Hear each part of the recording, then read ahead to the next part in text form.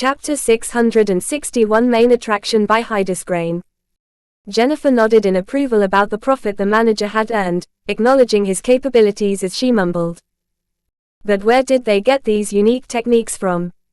They're definitely not from around here.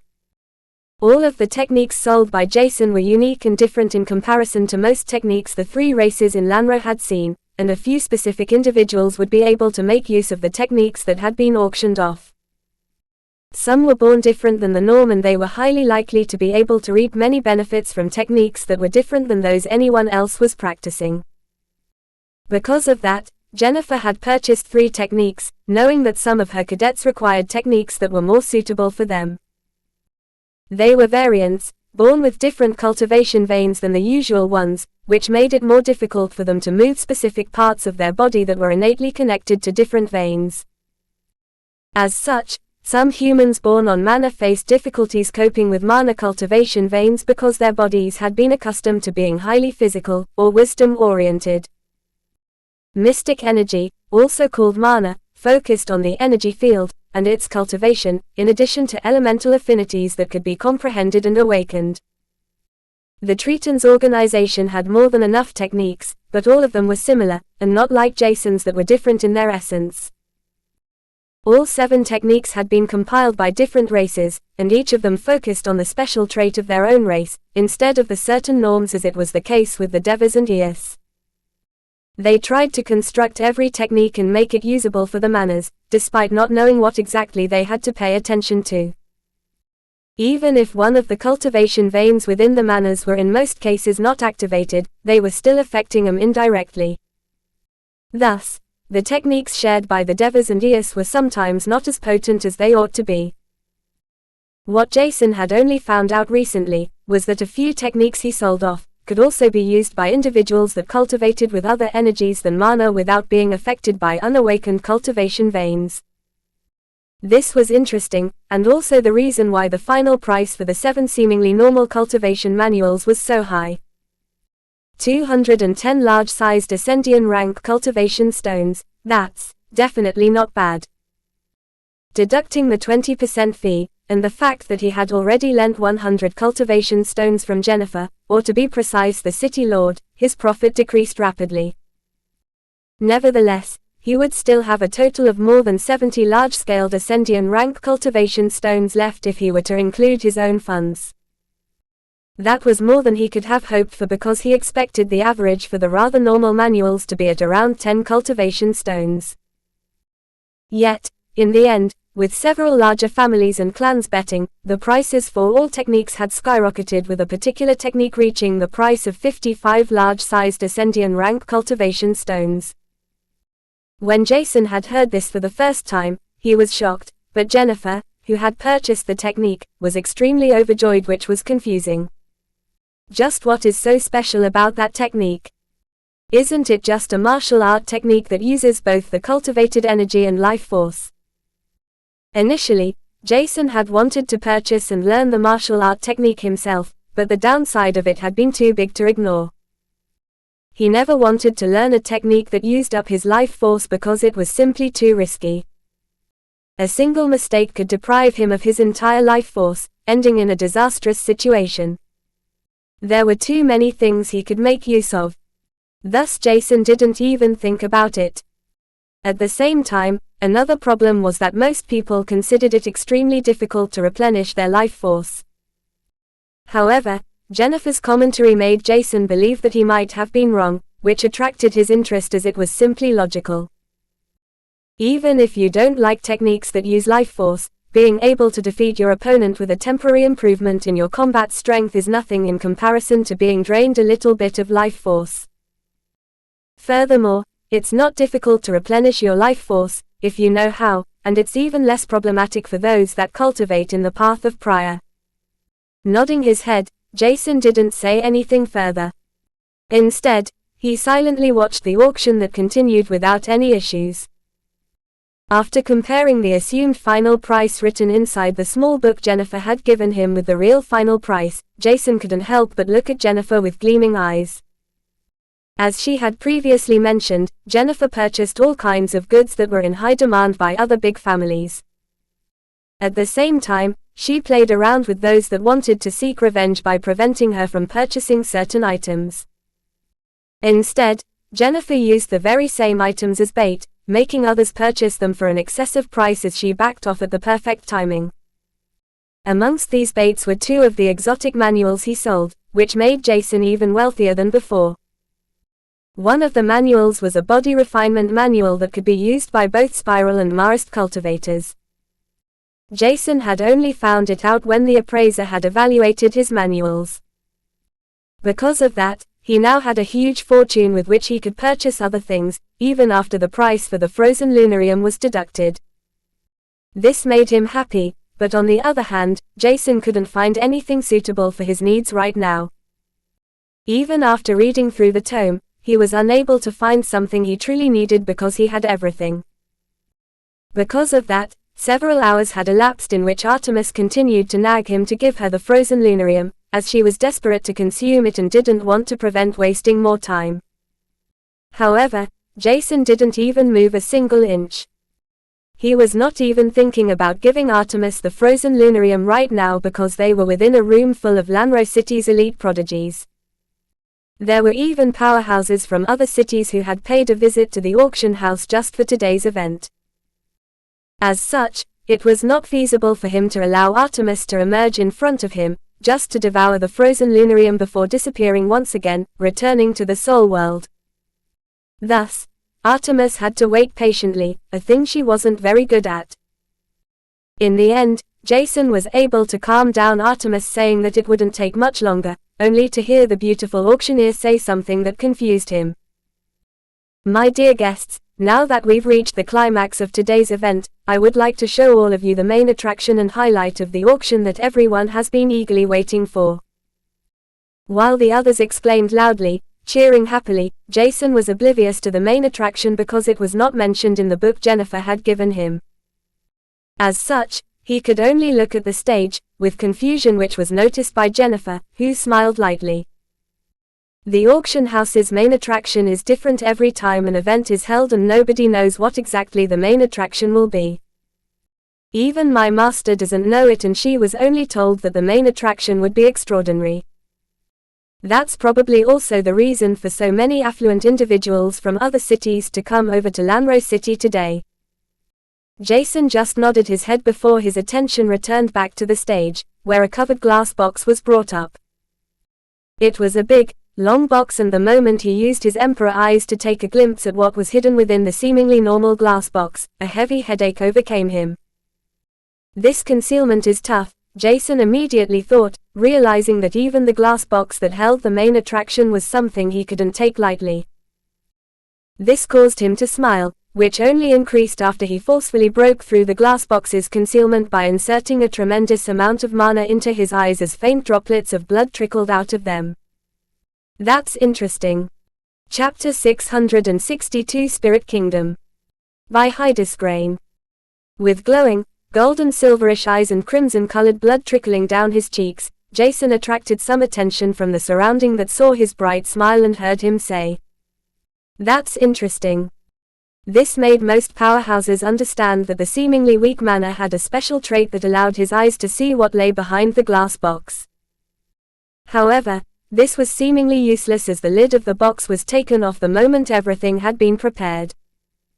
Even under pain, Jason couldn't help but smile at his impatience as he simply continued to use the vast amount of energy within his emperor eyes. Seeing everything down to the finest detail, he sensed that there were a total of 14 objects that seemed to be in a liquefied stage, yet held together to maintain the shape of an egg. This was already intriguing, but Jason was not interested in the appearance of the main attraction, but more about the fact that he sensed the pulse of life within each of the objects. Astonished about this, he took a closer look, which allowed him to realize that 13 of the unique-looking eggs had the basic elemental affinities, thus following the path of Marist. Meanwhile, the 14th egg was more exotic because it was smaller in size, silver in color, which made it look more graceful than the others, and it was swept through by spirit force. He was just about to come up with his own conclusion when he heard the female auctioneer begin to describe and explain the main attraction and what made it so unique. "Esteemed guests, this year's main attraction is something the auction house never had before. It is so unique that we weren't even sure if it could be the truth, or just our mind playing tricks. However, fortunately enough, it was not an illusion, and we are overjoyed to reveal a total of 13 eggs of grand spirits that followed the elemental path of earth, wind, fire, and water. Saying this, the auctioneer took a pause, giving everyone time to digest what happened, only to hear a murmur echoing through the gigantic hall as everyone began to gossip with the people beside them. Even the VVIP lounge was slowly becoming louder with a glint of joy and excitement within the eyes of all who were present. I thought spirits were extinct in the Julindra region. Didn't they build their own kingdom thousands of years ago? How is it possible that the auction house obtained 13 eggs, of grand spirits at that? Don't tell me, they invaded the spirit kingdom, are they insane? Hearing an elderly voice, Jason couldn't help but turn around to his right side, where an extremely old man was standing with anger and shock in his eyes. The Julindra region was the region that included the entire territory of hundreds of powerful beasts, the Ors, Devir, and Mana races, and Jason knew that this region alone was larger than Argos, by several times. As such, he couldn't really imagine just how vast the region, let alone Mana, was. Nevertheless, he had heard of the Spirit Kingdom as it was one of the legends written in the books he read inside the Auxiliary Tower's library. It was unknown how many types of spirits existed, because some were formless, while others took the form of human-like beings, or animals according to their preferences. However, that was not the important point, let alone the reason for the old man who stood less than 10 meters away from him to be fuming in rage. What made spirits unique was their ability to purify and enrich their surrounding mana by simply being around. Jason was not sure how it worked, but he was sure that their innate trait was that of purification and nourishment of mana, which was the cultivation path they followed. Other than that, he had heard that the water, which was transmuted or generated by water spirits, had unique traits, making it useful for other beings' health, allowing them to release their tension. At the same time, the water was said to be extremely good to concoct unique potions. This was also why Jason was interested in spirits, because all basic elements had unique traits making them extremely beneficial to have around. While water spirits were already good, the fire of fire spirits could purify a body, releasing their impurities in the process, while earth spirits were good at nurturing the ground around them, enriching it with mana. As for wind spirits, they could control the energy currents in the surrounding, and move them at their will. Through this, one could construct an extremely powerful and potent cultivation place, which made it easier for them to cultivate. Unfortunately, all of that was reason enough for them to be hunted down, caught, and sealed in certain places to act as mere tools to nourish other beings that wanted to exploit the spirit's unique abilities. Owing to this, they formed an alliance of sorts, and that is how the Spirit Kingdom came into existence. It served as a retaliatory force where only spirits and normal beasts were allowed to live. Every remotely intelligent race that gathered in societies was immediately hunted down, without any questions. Jason had initially thought that this was a sick joke, but seeing the old man's expression, followed by the expressions of the other people that turned solemn after their initial joy, he couldn't help but take it seriously. If these eggs come from the Spirit Kingdom, someone must have taken them away without permission. That won't start a sudden war, right? He suddenly wondered, only to hear the female auctioneer explaining the situation. I believe, the esteemed guests have already realized the uniqueness of the Grand Spirit eggs. But nobody needs to worry about the place of their origin. They don't stem from the Spirit Kingdom, but from a unique place that ought to remain a secret. Even the auction house doesn't know where the source of these treasures, but the individual that brought all 14 eggs formed a truth-soul contract with us, stating that the eggs don't originate from the Spirit Kingdom. With that being said, there are no problems, and everyone is allowed to bid freely, without restraint or the need to fear being attacked by the Spirit Kingdom. If anyone ever wanted to create a place to purify their body, improve their cultivation speed, or release the tension accumulated within their bodies after several days of arduous practice, the Grand Spirits in front of you are the best way to make all of this possible. With the given explanation, the powerhouses inside the VVIP lounge took a collective breath of relief and a faint smile emerged on everyone's face, only to be replaced by the greed as they subconsciously began devising tricks to claim the eggs for themselves. This made Jason uncomfortable, and even the thought of trying to bid for a single egg made him nervous. He was most interested in the silver liquid spirit egg because it was evidently a mutation that made it follow the path of Spiral instead of Marist. Never having heard something like this of a spirit before, Jason couldn't help but feel that he should try bidding for the Spiral spirit egg. Unfortunately, there were too many powerhouses eyeing the Grand Spirit eggs, making him uncomfortable as he could already perceive the tension between the parties that were eager to procure a spirit egg, even if it would mean that they had to offend each other. This won't end in a carnage, right? Chapter 663 Half Mutation. By Heidesgrain. Seeing the expression of the powerhouses, Jason didn't feel like bidding anymore. This feeling only intensified when he heard the price at which the bidding of the Grand Spirit eggs began. 10 superior cultivation stones at the Ascendian rank, that's everything I have. He blurted out without realizing, which caused Jennifer to look at Jason in astonishment as she mumbled. Where the hell did you suddenly obtain such wealth from? Didn't you ask me to lend you 100 large-sized Ascendian rank cultivation stones?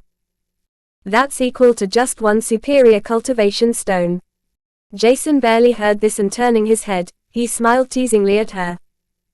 Trying to ease himself of the pressure around him, he answered her. Well, to be precise, most of it is from you, or the City Lord. The answer only confused Jennifer further, which made Jason grin again. He was beginning to grow fond of their playful banter. You purchased a few manuals, right? Those were mine, and the others were also mine. The moment he said this, Jason's chest swelled with pride, only to see Jennifer's flabbergasted expression, which made him add. But those were also the last manuals I brought from my old planet. However, even after hearing that, Jennifer continued to wonder, hence she asked. Didn't you say that your planet is barely considered to have entered the innate phase and that it awoke its mana heart 350 years ago, or so? Jason had opened up to Jennifer about his childhood on Argos, and many other things. Thus, she knew a bit about his past, including the fact that his old planet was scarce of mana. You seem to have forgotten that there were higher races who fought in the Grand Argos War, as well. He simply replied, helping Jennifer recollect the same as Jason had talked about it a lot. Ah. Yes. Sorry, Jason. Jennifer spoke in a low voice, realizing that she had made him revisit the very memories he would like to forget. Despite Jennifer's small mistake, Jason's smile didn't vanish as he shook his head. It's okay. It is a thing of the past, and I have to cope with everything. But let's get back to the topic. I have around 10 superior Ascendian rank cultivation stones, so I won't be able to participate in the betting for the main attraction. What a shame. Jennifer nodded her head, gauging what Jason hoped to achieve by purchasing one of the Grand Spirit eggs, which would be extremely beneficial. However, even she was not sure whether it was stupid to bid for the Grand Spirit eggs, or not, because their funds might not be enough, considering that there were more than a few dozen VVIPs from large cities inside the VVIP lounge who could spend money like water. I think so too. Maybe even Spectre rank cultivation stones might be used to purchase just 1 egg. Jason was not sure how valuable a Spectre rank cultivation stone was. Yet, after considering that a simple and small Ascendian rank mana stone was enough for him to cultivate at a rapid pace for more than a week, Jason couldn't even gauge what the superior cultivation stones, let alone Spectre-ranked stones, might be capable of. Despite that, Jason didn't feel the need to purchase more cultivation resources right now, and only Artemis required some to accelerate her cultivation. His own pace couldn't be increased much right now, as he used the balance of the universe's first stage. Jason first had to familiarize himself with the second stage's main criterias before he would try to practice it, in order to further accelerate his cultivation speed. Thus, he had felt the need to purchase the Spiral Spirit Egg, and thereby bind a new and unique soul bond. It was his gut feeling that told him to bind it, but without the necessary funds, it was impossible to do that. He couldn't ask the city lord for more financial aid either because he was not sure how long it would take for him to repay everything. There were several other factors he had to take into consideration, and being indebted to someone was not something Jason liked to be. Thus, he simply smiled sillily at Jennifer, who made a quick call to the city lord, using the messenger card. Even Luna seemed to be unsure whether they should use their precious funds to purchase a spirit egg. As such, Jason realized that it was even less feasible to loan funds for such a reason.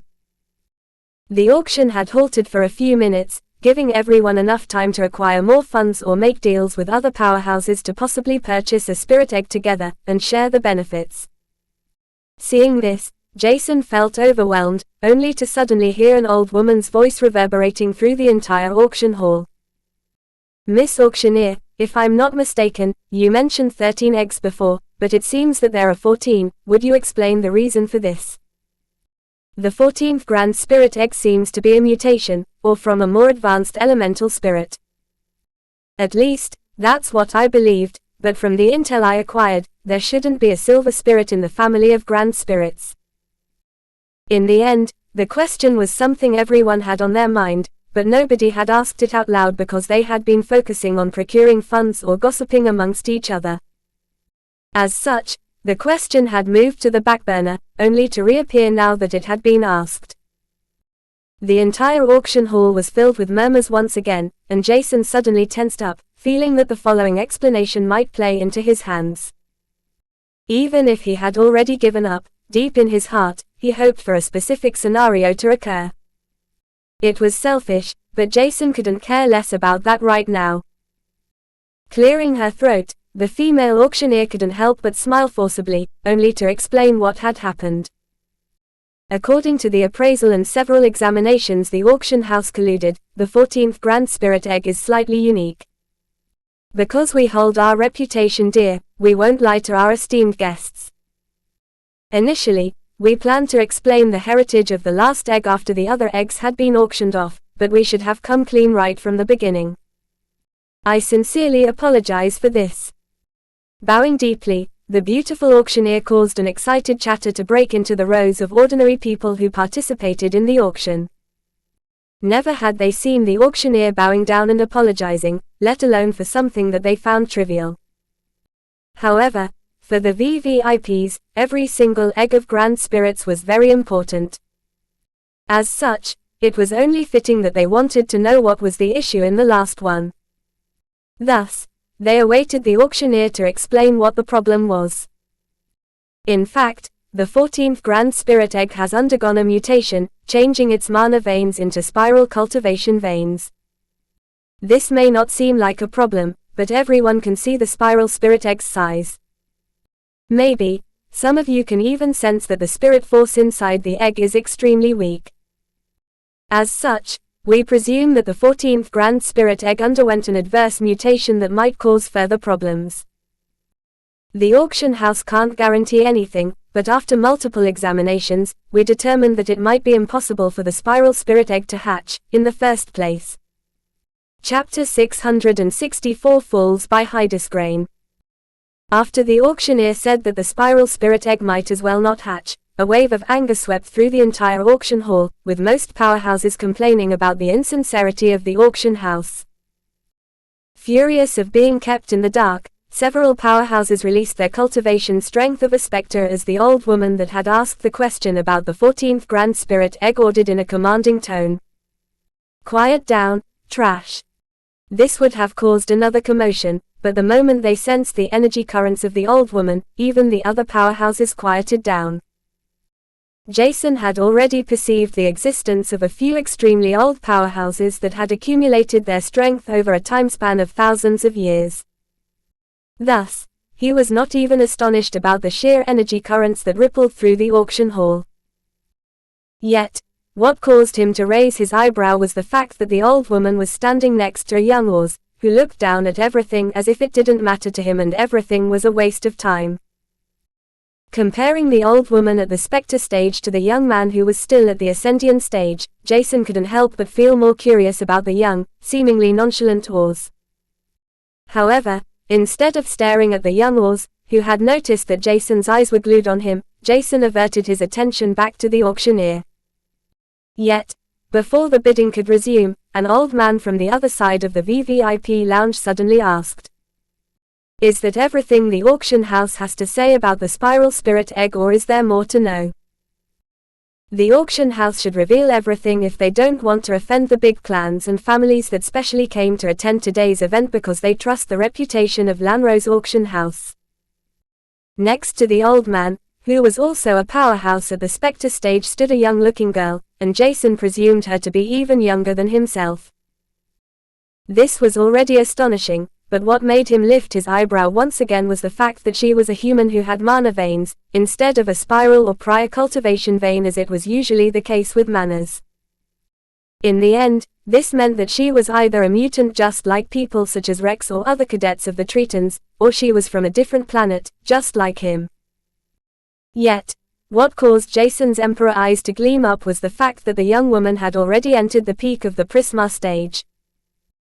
She had one enormous, dome crystal enveloping the three large, rotating crystals, that contained three small prismarine crystals, each causing Jason to nod his head in acknowledgement. However, instead of giving her any more of his attention, he awaited the female auctioneer's answer. Sweating profusely due to the sheer pressure she had to endure owing to the powerhouse's comments, the auctioneer quickly explained. "As I mentioned, it is not certain that the spiral spirit egg won't hatch, but the chances of it not hatching is high because the egg didn't receive the necessary nutrition when it was constructed in the body of its parent. There are further problems with the spiral veins, and the examinations concluded that the spiral spirit egg underwent a half mutation, transforming only a part of the mana veins into spiral veins. Thus, it is a gamble to purchase the spiral spirit egg, while seriously thinking that one can hatch it." In the end, the auction house didn't want to auction it off, but the anonymous seller of the other grand spirit eggs demanded that we auction off the mutated 14th egg too. Because of that condition, we can only reveal it to everyone, even if we didn't plan to make a fuss out of it. The last sentence caused Jason to smile lightly because it was something the female auctioneer blurted out in fear of receiving another surprise attack owing to the distinct pressure that was already radiated by the Spectre stage powerhouses. However, none of that happened, and everyone quieted down. From the looks of it, the auction house couldn't ignore the seller's demands, which forced them to reveal all 14 grand spirit eggs, even if they only wanted to sell 13. Despite that, the information of the 14th egg was interesting, at least to Jason, who was one of the only people who retained his smile. Even Jennifer and the other powerhouse frowned when they heard the details about the spiral spirit egg. Initially, they had planned to bid for it, but even if they were powerhouses, what all of them hated the most was to waste precious resources. Thus, they dropped the previous idea of bidding for it, even if the price was not extremely high for them. Wasting their time and resources was not something they wanted to do, for something that was deemed as useless. As such, there were a few impatient powerhouses that voiced out their opinion without thinking about holding back, let alone the common rules of the auction house, which stated that it was forbidden to intervene in the auction. If the half-mutated spiral spirit egg is so useless, just auction it off to anyone, before we move to the true main event, which is the auction of the unscathed spirit eggs. I agree to this. Auction off the mutated egg first, and if someone wants to bid for it, it's fine, but why are we wasting our time with such useless talk about trash? While more and more people agreed to this, Jason could only eye everyone weirdly, thinking that all of them were stupid. Why do they trust the words of the auction house to such a degree? Shouldn't at least a few show interest in bidding for the spiral spirit egg? He wondered, utterly dumbfounded. Meanwhile, the auctioneer kept her cool and accepted the bidder's opinion without complaint. As the esteemed guest in the VVIP lounge suggested, I shall start the auction for the half-mutated spiral spirit egg right away. The starting price to bid shall still be 10 superior Ascendian rank cultivation stones. With that being said, the auctioneer awaited a bid as she forced a smile on her face, thinking that the end of the auction had become utterly chaotic. However, instead of receiving even a single bid, she saw that the entire auction house had gone silent, turning the entire situation extremely awkward. Even after 2 minutes passed, nobody bid, thinking that the price was way too high. As such, the auctioneer was about to lower the price at any second, which caused Jason to frown because his opinion about the mutated spirit egg was completely different than that of the others. Their thoughts are somewhat logical, but what makes them trust the auction house to that degree? Furthermore, what the hell did the auction house use to examine the mutated egg? A rock. How else could they be so wrong? The spiral spirit egg is neither injured nor trash, it simply underwent a partial mutation. The mana veins have been completely extinguished, and replaced by spiral cultivation veins. In the end, the only issue is the dead mana veins that haven't been expelled from the mutated spiral spirit, which must be malnourished. Thinking that the spiral spirit egg didn't receive enough spirit force in the initial stages of its construction, Jason could only conclude that it lacked spirit force. As such, unable to expel the dead mana veins, the egg's problems were increasing further to the point that they began to overlap, causing the problems mentioned by the auction house. Because of the evaluation, Jason could conclude, thanks to his emperor eyes, he couldn't help but feel that everyone was doing a big mistake in not bidding for the spiral spirit egg. However, at the same time, he was barely able to contain himself from exclaiming as he took a deep breath to calm his jittery nerves. Awaiting the moment in which the auctioneer was just about to open her mouth to lower the price, he amplified his voice and said, "I bid 10 superior cultivation stones at the Ascendian rank." Chapter 665 Acquired by Hydesgrain. In Jason's opinion, the others, who didn't bid for the spiral spirit egg, were fools. Thus, he couldn't prevent smiling proudly as he was suddenly eyed by a majority of the powerhouses at the same time. Jason merely gazed at the stage, where the astonished auctioneer was standing, momentarily forgetting to do what she was supposed to. His demeanor was nonchalant as if he didn't do anything special, only for the other powerhouses to question his reason for bidding. However, even after wondering about it for some time, they couldn't help but think that Jason was just gambling, trying to grasp a huge opportunity, even if it was unlikely to happen. Jason's bet caused a commotion in the rows of non-VIPs, which made the auctioneer regain her composure as she announced, 10 superior cultivation stones at the Ascendian stage have been bid. Does someone want to bid 11 superior cultivation stones? While the auctioneer waited for a few seconds to receive another bid, many things happened at the same time. First, Jason had to control his emotions and appear unruffled, while he was eyed and even swept through by tens of energy currents, investigating his cultivation base. 5th Lick stage, I doubt he procured it by himself. Did he receive some funds from the City Lord's disciple? Are they close friends? One of the Eos family patriarchs living in Lanro thought, just realizing that Jennifer, the City Lord's disciple, was standing next to a man. However, only a moment later, the Eos sensed that he was unable to scan through Jason's body as more than 6 beings at the Spectre stage were trying to evaluate Jason by themselves. This was uncomfortable, but Jason simply endured it, knowing that he couldn't do anything against it, either way. Is that an inactive stigma? And how does he have such distinct mana fluctuations despite only being at the 5th Lick stage? Interesting. The old man, who was standing next to the human prodigy, though. The prodigy looked younger than Jason. He immediately shared his findings with his disciple, whose eyes twinkled with interest. Are you sure about the stigma? That means he has someone strong backing him up, otherwise, he wouldn't be able to possess an artificial stigma. The young woman stated her assumptions, without even considering that Jason might have naturally created the stigma. Doesn't that mean his backing is stronger than that provided by my father? It's impossible for me to deactivate the stigma he engraved into my back, after all. These words caused the old man to glare at the little girl as he admonished her. Quiet down, if you don't want to expose your secrets to others. And don't bother about this young man. He is already older than you, and his cultivation base is leagues apart from yours. From the looks of it, he is nothing special, just let him waste his fortune on the spiral spirit egg. We will procure an unscathed one." Nodding her head reluctantly, the young woman fell silent, but her eyes were trained on Jason. She noticed that there was something odd in Jason's facial expression, and her gut feeling told her to bid for the half-mutated egg as well. Unfortunately, she was forbidden to waste any precious resources, thus she remained silent as she heard the final words of the female auctioneer. "Sold." How could the young woman understand that she not only felt uncomfortable about Jason's stigma, but also the fact that he nonchalantly used his entire fortune on an egg that was deemed useless?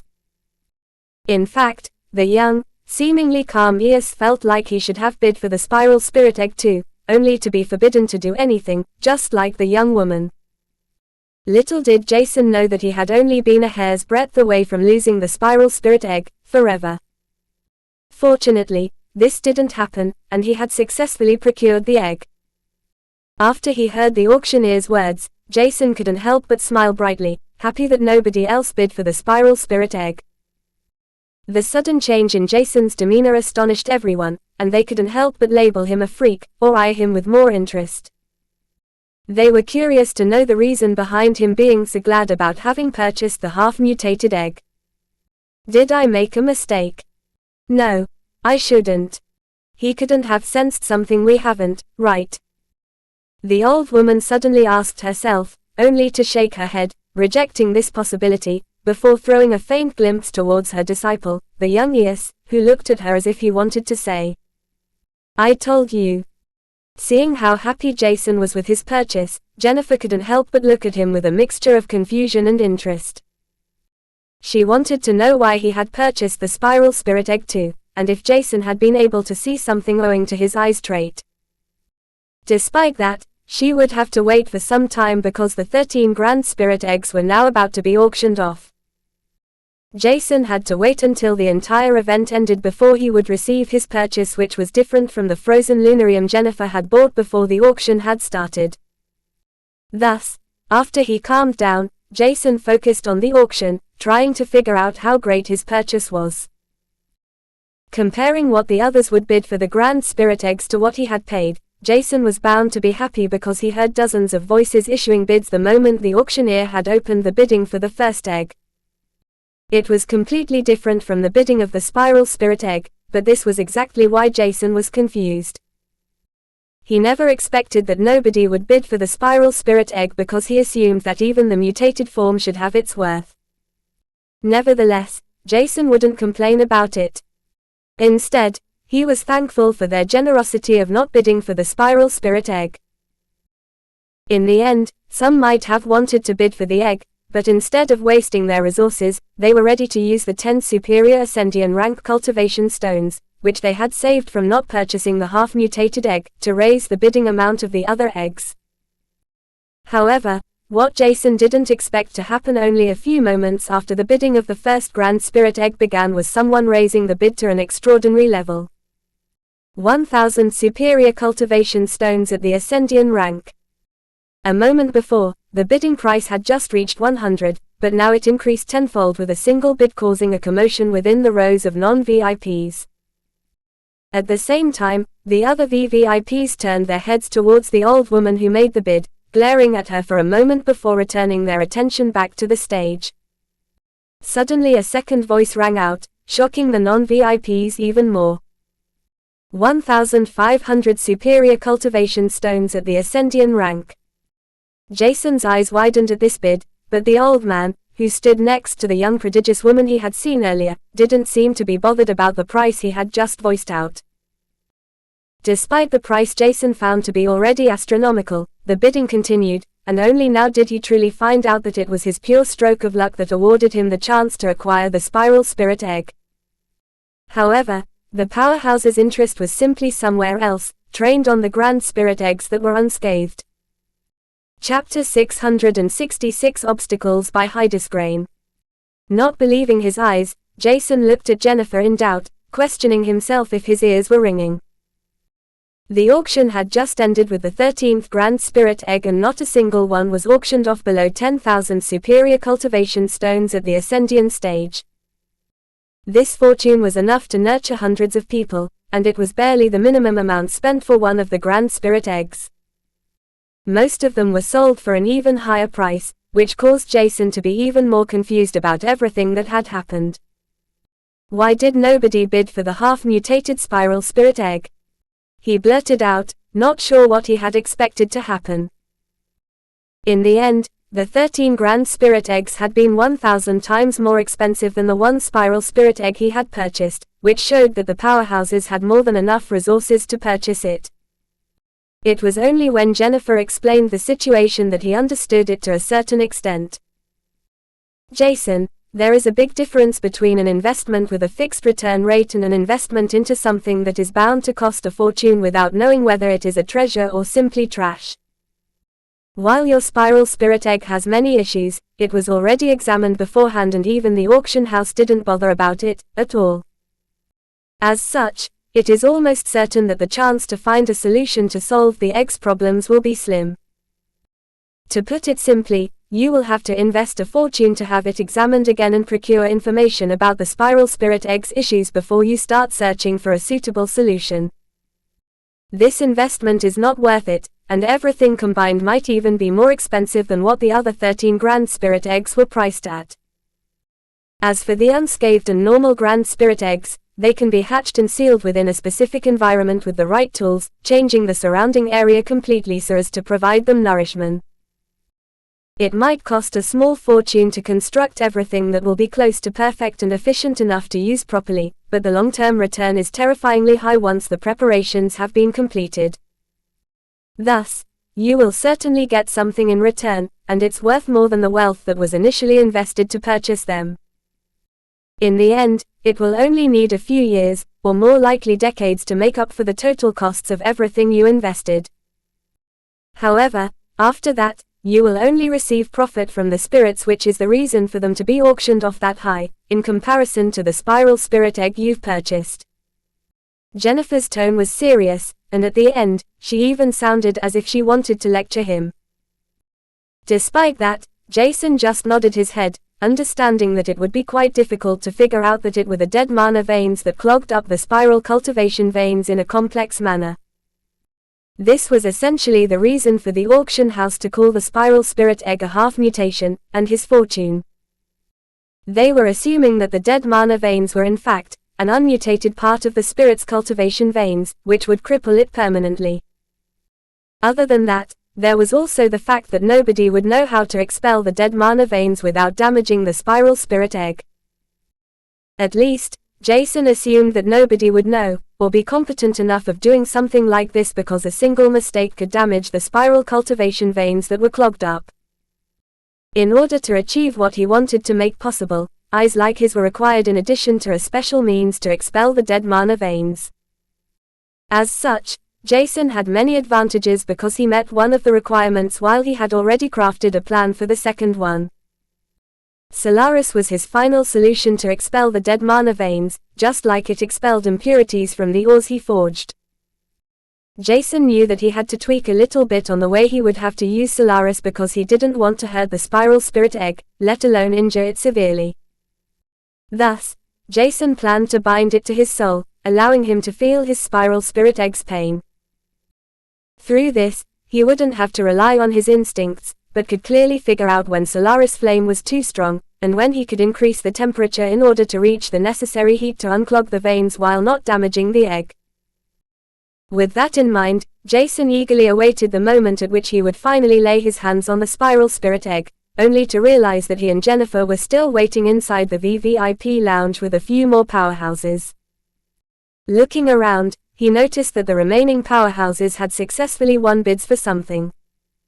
Because of that, they waited in the lounge while everyone else had already left. Many powerhouses were disappointed because they hadn't been able to procure the Grand Spirit eggs, and according to their expression and the glint of greed within their eyes, Jason could easily decipher that they had ill intentions. Fortunately, the City Lord didn't ask Jennifer to bid for a Grand Spirit egg. Otherwise, some of the greedier powerhouses would have possibly pursued us and stolen the items we procured. He thought, only to see the faint smile on the faces of the other powerhouses as they stared mockingly into the eyes of the other powerhouses that left the lounge empty-handed. Seeing this, Jason couldn't help but feel weird. It was as if some powerhouses were trying to provoke the other side, initiating a large-scale battle. This was not even unlikely because most powerhouses were Eos and Devas that had been glaring at each other with killing intent the entire time. A neutral city like Lanro was rare, and in most cases, the cities of the Julandra region were divided into the Eos and Devir territory with only a few human settlements. In the end, Manas were considered weaker than Eos and Devas, but that was majorly the reason for the fact that the Manas didn't have customized aura techniques and other unique manuals. Because they were forced to use the martial art, cultivation, body refinement and aura techniques of the Eos and Devir race, the Manas were always held back to a certain extent, even if they only awakened a single cultivation vein. Every race had slight differences in their physique, and this difference was not made up for in the techniques which the Eos and Devir races distributed. As such, Jason knew from the beginning that most Manas had more obstacles in their path to become just as strong as the two winged races. However, instead of trying to become independent or creating their own, customized techniques, most Manas voluntarily submitted to the Eos and Devir race. Even Jason's progress was slightly restricted owing to the fact that the techniques he used were customized to a particular race. Only the balance of the universe cultivation technique could be considered as a neutral technique, allowing most races with mana veins to practice it. Nevertheless, even the floating sky technique was something Jason had to alter while exerting it in order to generate the most potential out of it. As such, the obstacles in front of him were decreasing. Now, he had more than enough means to become stronger with every single day that passed. Exactly this was what Jason required to be because the dangers looming around him and those that had just become important to him were increasing just as fast, if not faster. Chapter 667 Encounter by Hydesgrain. While everyone who won something at the auction waited for their purchase to be delivered to the lounge, Jason inspected everyone with the Emperor eyes. He had already done so beforehand, but somehow he felt that he should take a good look again, nonetheless. This time, Jason looked at everyone carefully, trying to pick up even the most subtle traits hidden inside the powerhouses' bodies. Meanwhile, Jennifer was soon occupied as two female powerhouses approached her to speak about something important. Thus, he was simply standing by himself, without anyone else next to him. Most people would feel uncomfortable in a room full of powerhouses, without anyone next to them for moral support, but Jason didn't even notice that Jennifer had left his side. His focus was trained on evaluating others, so he barely realized that two people had suddenly appeared next to him. Those two looked at each other in confusion, realizing that they had approached Jason with the same intention, only to nod to each other as if they were acquaintances. Now that they were in front of him, it would be awkward to walk away, so they simply stared straight at Jason. "Do you like what you see?" the young woman suddenly asked, dragging Jason out of his fully focused inspection. Trying to remain calm, he turned towards the young woman, only to squint his eyes.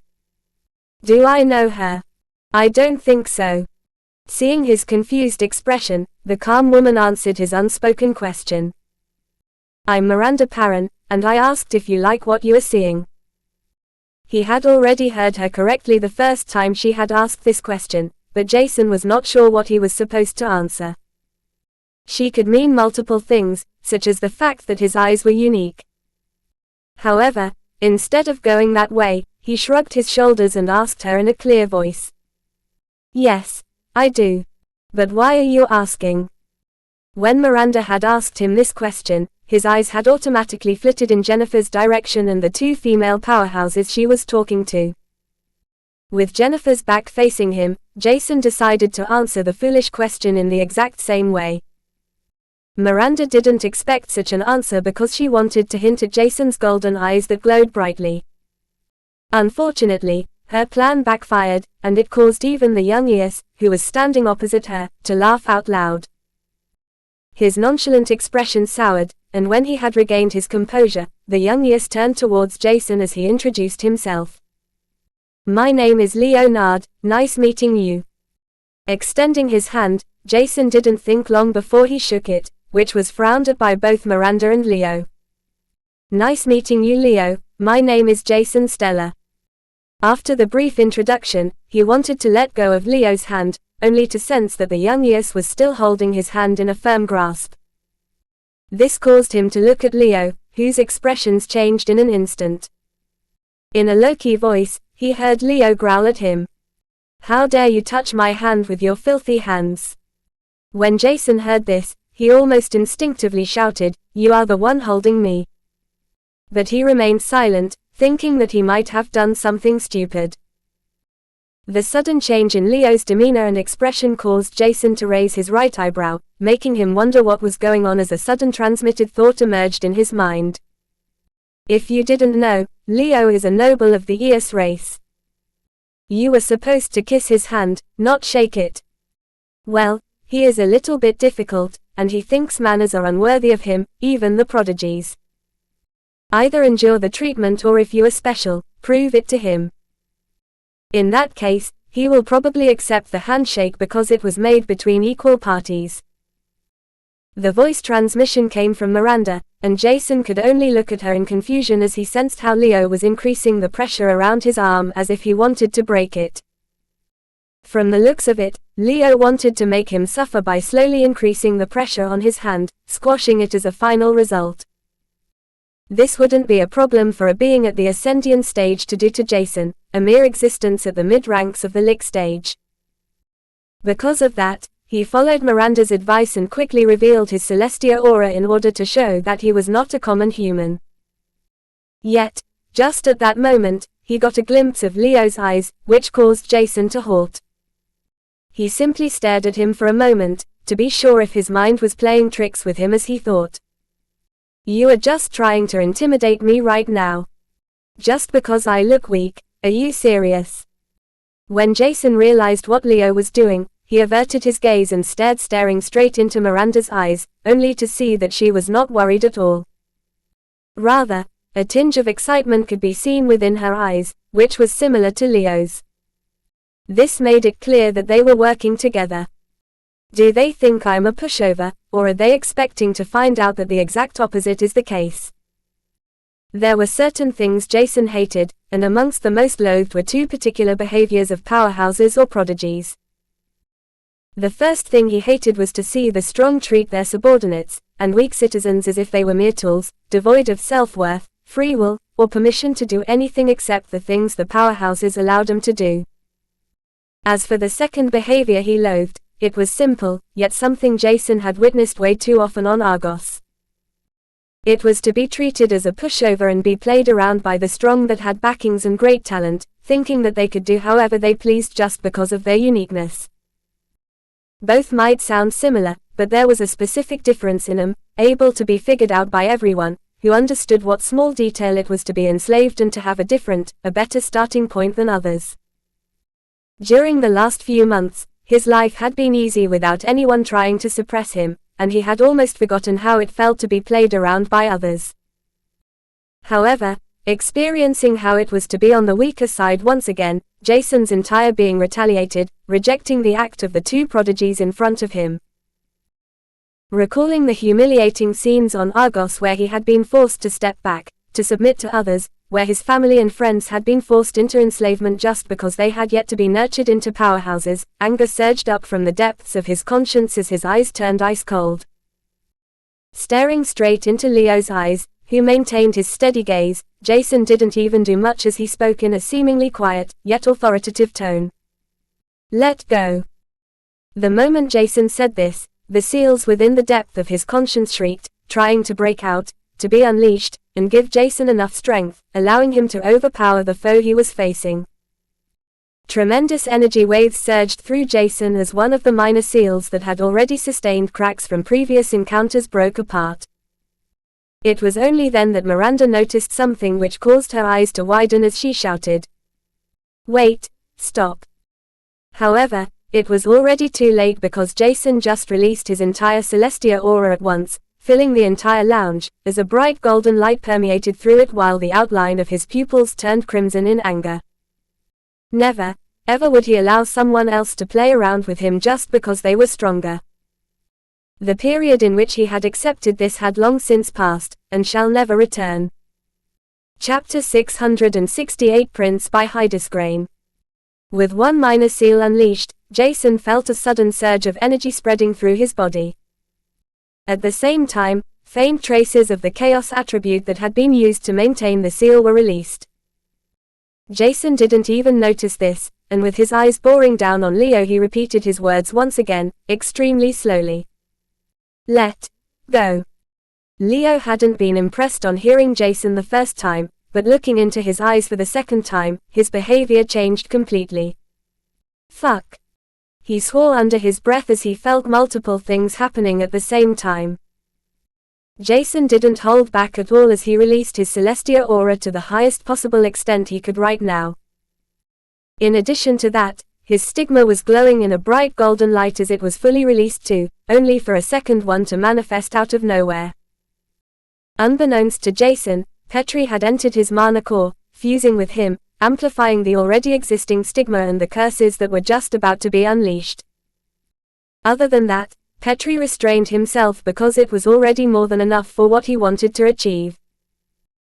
With a straight back, Jason stared straight into Leo's eyes that seemed to lose their confidence when the petrification curse, the race-specific weakening curse, and his Emperor Eyes abyssal effect were released at once. Under normal circumstances, this wouldn't be enough to intimidate, let alone scare a being at the Ascendian stage, such a Leo.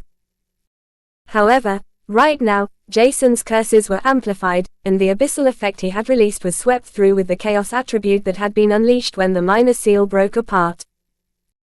All of the sudden attacks, intertwined with Jason's bloodlust that emerged from the depths of his conscience, erupted at once, caused by his humane emotions that didn't accept being suppressed and humiliated anymore. Thus, Jason's simple words were laced with such a sheer power that Leo felt an itch in his hand, only to sense how the golden aura was slowly swept through with bloodlust and ferocity that he couldn't associate with Jason. The sensation caused him to feel as if he had entered the lair of bloodthirsty beasts that wanted to tear him apart and feast on him. If that wasn't enough, the outline of Jason's pupils was turning crimson. Glowing lightly, his eyes continued to stare at him.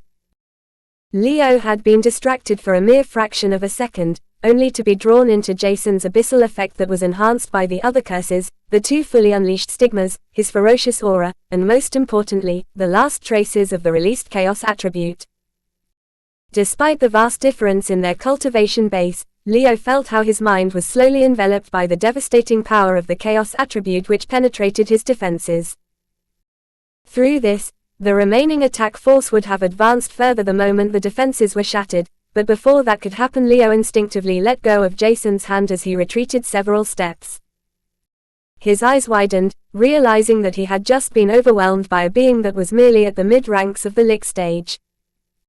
However, that was not important to him right now, because he realized with a jolt that his mind, which was refined using the cultivation path of Spiral, had almost been infiltrated by Jason. This shocked Leo the most because he was confident in his cultivation base and mental strength, or at least, he had been confident before Jason's little act. Just as he wanted to ask Jason what the hell happened, several auras of beings at the Spectre stage were released, shackling down Jason, who was slowly reverting to his usual self.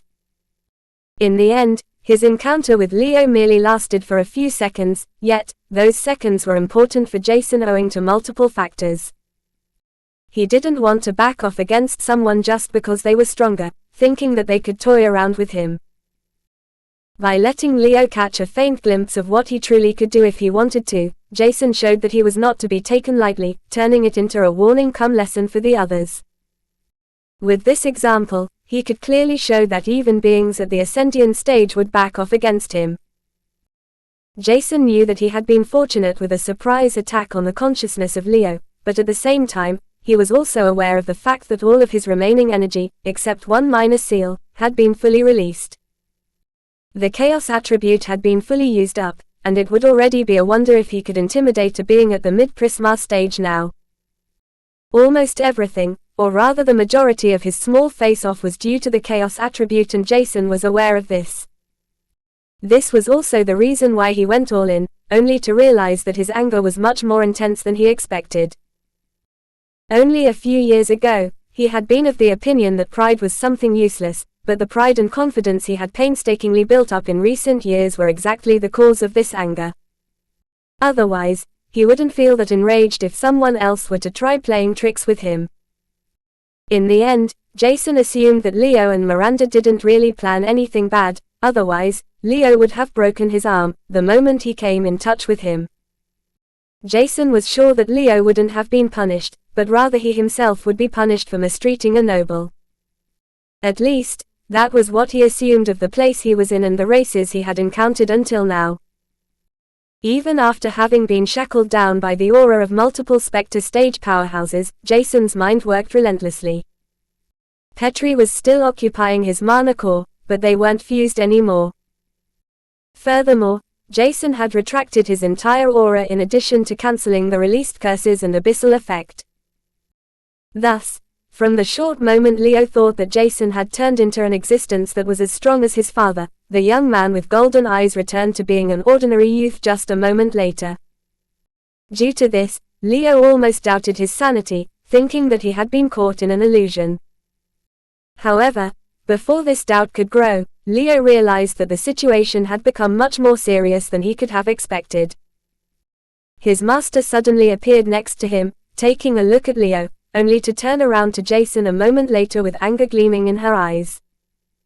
Jason knew that he lost a little bit of control over himself, but only now did he understand that it would have been better to have held back.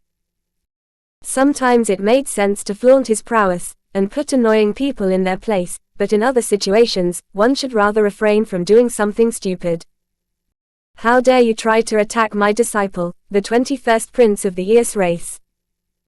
Hearing this, Jason squinted his eyes, as he sighed inwardly, regretting having retaliated against Leo. In the end, it was a stupid idea, but even then, Jason felt that he would have done so again if he were to choose once more. There were certain things he had to keep up and protect, otherwise, it would be pointless to even bother about cultivating, to begin with. Chapter 669. We just wanted to buy Hydus grain.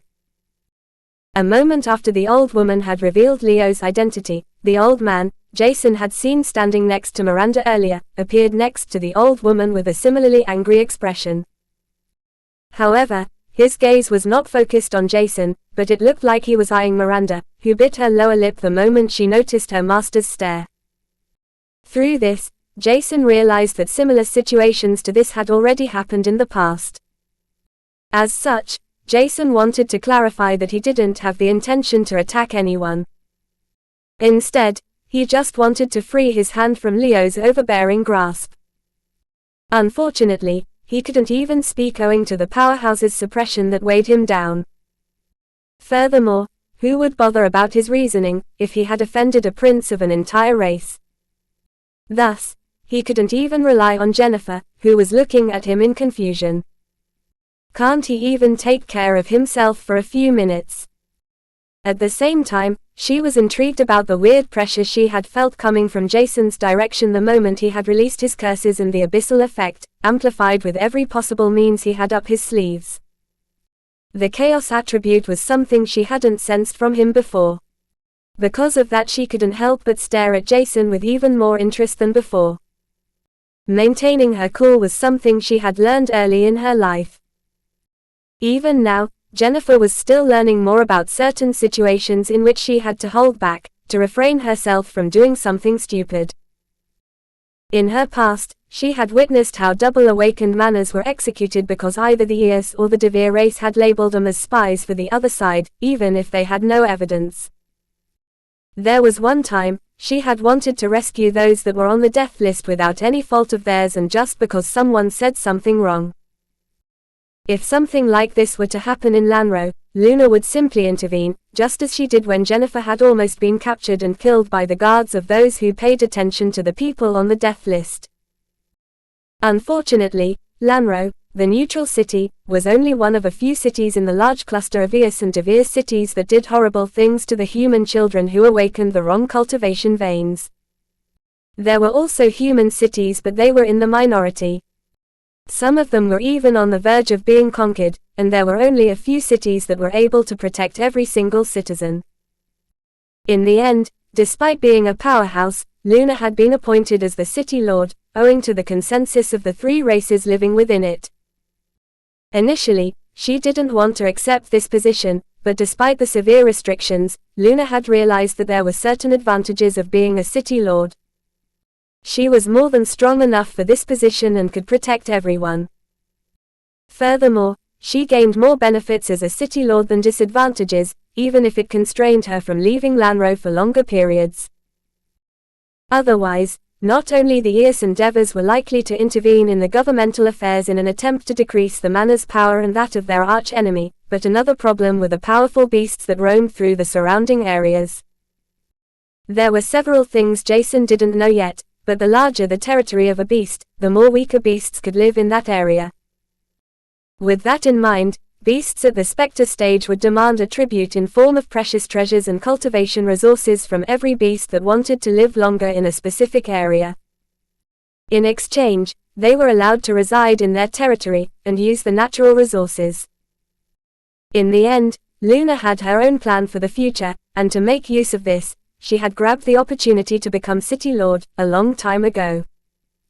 With this, she had set off a plan that required lots of time, resources, and connections to the outside. Jason didn't know all of that, and he couldn't care less about it as he looked at Leo. If the young Eos prince wouldn't do anything, his situation would only turn for the worse, even if he would say nothing but the truth. As such, Jason was already glad when Jennifer intervened as she calmly said, "I think there was a misunderstanding. Why should someone try to attack another in the VVIP lounge of the auction house, with several Spectre stage powerhouses right next to them? It's not like Jason is suicidal, otherwise, he would have already died at the hands of my master." Initially, Jason was thankful for Jennifer's words, but the last few words made him furrow his eyebrows, not quite sure what she wanted to point out. He couldn't imagine that she was teasing him in such a perilous situation, thus, he simply nodded his head. This was only possible because he could finally move again after the pressure released by the Spectre stage powerhouses had been retracted. They recalled that Jason had been standing next to Jennifer for the entire time the auction was held. Due to this, at least, they knew he was associated with the City Lord and her disciple in some way, and him fleeing while being surrounded by several Spectre stage powerhouses could extinguish his life at any moment was nearly impossible. After Jennifer had voiced her opinion, Miranda suddenly blurted out, "He didn't want to attack Leo.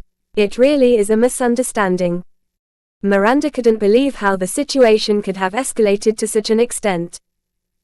Initially, they had planned to simply test how strong Jason truly was and what kind of special traits and attributes he had. Unfortunately, it ended in a rather disastrous situation, and Miranda felt responsible for everything. She wanted to test Jason's capabilities, increasing Leo's curiosity about Jason with certain hints such as saying that he had an artificial stigma. Other than that, the fact that a male was next to Jennifer, and that they appeared to be close was something not even Miranda could understand. Because Jennifer was a prodigy just like her, Miranda knew many rumors about her and her master, the City Lord of Lanro. The City Lord was known for her misandry, hatred and contempt against men, and she would prevent Jennifer from encountering any male with all her might. As such, it was even more mysterious that Jason was allowed to stay close to her. With these simple things, Miranda had manipulated Leo's interest in Jason, which made her propose the small trick they had implemented immediately. In the end, Miranda didn't think that Jason would react the way he had, seemingly as if he would give his all to overpower Leo, even if it was only for a single second. Did he notice what we tried to do, or was he just following my advice? It cannot be the latter, right? Even if it was the latter, Miranda felt the most responsible for what had just happened. Thus she quickly added, "It was all my idea." I wanted to test his capabilities because I was interested in why he was so eager to purchase the spiral spirit egg. Furthermore, I saw his artificial stigma, and that he was close to Jennifer, which shouldn't be easily possible as a man. Thus, I convinced Leo to provoke him, forcing him to retaliate. I didn't expect it to escalate to such an extent. How could I predict that he is so terrifying? Chayota 670 escaped by Hydesgrain. Even after Miranda had revealed the truth, she tried to put some blame on others. Jason couldn't help but frown seeing this, but on the other hand, it was probably a shocking surprise for her to realize how strong he truly was. As such, he didn't think much about Miranda's last statement, even less after seeing her master's expression. The old man seemed to be staring deep into her soul, which caused Jason to nod inwardly, glad about the fact that karma still existed. However, only a moment later, Jason turned serious once again, hoping that the old woman, who had been the most furious, wouldn't do anything to him. After intently listening to Miranda's words, the old woman tried to calm down by taking a deep breath, but it was more difficult than she expected. Initially, she assumed that Jason was the main culprit, but not only did it look like he was the victim of the old man's disciple, but the prince, her own disciple, was a perpetrator too. As such, she averted her attention from Jason to Leo as she stared at him in fury. With a forced calm, she asked, "And what does our honorable prince think about this?" Even though her voice was calm, her entire being was furious, and Leo clearly knew that he made a big mistake based on the way she laced her tone with contempt. Thus, he could only answer meekly, "Miri is right, we were at fault. We planned to test him, but it escalated a little bit." At that moment, the old woman straightened her back as she reprimanded him. "A little bit, you say?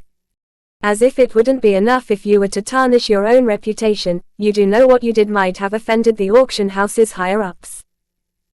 Would you like to see yourself blacklisted from all auction houses in the Julandra region? And this is the lightest punishment you could get. What if the entire Eos race were to be punished because of your foolish act? I told you often enough that thinking before acting is the most important, even more so in your position as a prince."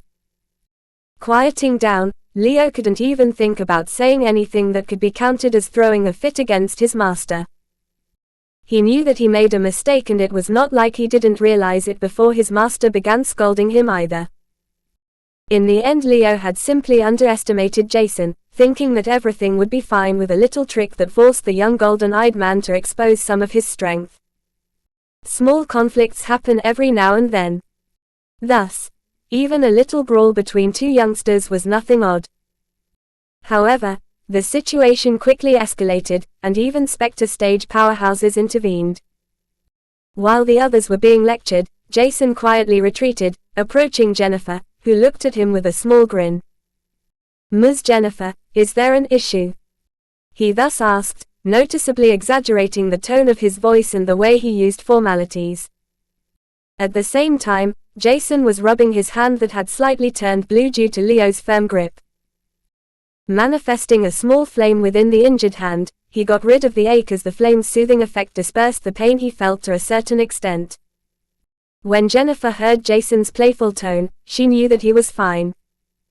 Shaking her head, she could only mutter, "Troublemaker," before focusing on the situation that unfolded in front of them. Even though Jason was not the perpetrator anymore, the fact that he had released bloodlust was evident. Because of that, it would become slightly difficult to avoid Jason from being punished. Fortunately, Jennifer's worry was unfounded because the old woman was fully occupied with lecturing Leo, while the old man was already punishing Miranda with the silent treatment and a gaze that stared into her soul. As such, there was nobody to blame Jason, except the authorities of the auction house, amongst whom one was present in Lanro today. This was because of the bi-annual event of the auction house that had seen him in attendance. Exactly when Jennifer hoped that the issue was solved, the doors of the VVIP lounge opened, revealing a middle-aged Devere, whose appearance resembled more to a human than his own race. Only the dark purplish-black skin color and his wings indicated that the middle-aged Devere belonged to said race. His expression was calm, and there was not even a single indicator to signify that he had sensed what had happened. However, the moment the Deva's eyes swept through the room, only to halt at Jason for a millisecond longer than anyone else, did everyone understand that he was fully aware of what had happened. Despite that, he didn't say anything about the incident and went about his business as several workers of the auction house walked into the VVIP lounge. Each of them was holding one object, and it was not difficult to determine that the objects were the items the VVIPs had procured.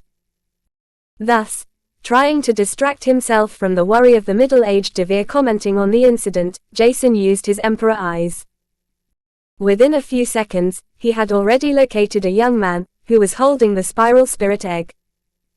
It didn't take the young man long before he found Jason, and the closer the spiral spirit egg came, the brighter Jason's expression turned. As such, he was already holding out his hands wide open to receive the egg, only to hear the young man say, "Please verify your identity first, sir. After that, sir can receive his purchase against the bidden price." Jason would have been lost if not for Jennifer, who had told him why this was required. He had been wondering why it was necessary when he hadn't done anything to reveal his identity during the purchase. Fortunately, he knew what he was supposed to do. As such, he revealed his mana fluctuations, which made the young worker nod his head while waiting to receive the full price for the spiral spirit egg. "Here is my part," Jason quickly said, taking out all of his wealth only to add, "The rest should still be with the auction house. I have yet to receive the profit margin from the items I sold today." Hearing this caused the young man to halt in his tracks, and he didn't hand over the spiral spirit egg immediately. With doubt in his eyes, he stared at Jason, who was not sure what was going on. Instead of saying anything, he looked at the Devere with a confused expression, only to see that he nodded his head, indicating that everything was fine. Apparently, it was not allowed to use cultivation stones that were not in one's possession for bidding because one had to pay up front, and a lump sum to receive the item one bid for. Only hours after the auction was held would everyone who auctioned off an item receive the remaining profit. Even Jennifer didn't know that because such a predicament had never occurred in front of her.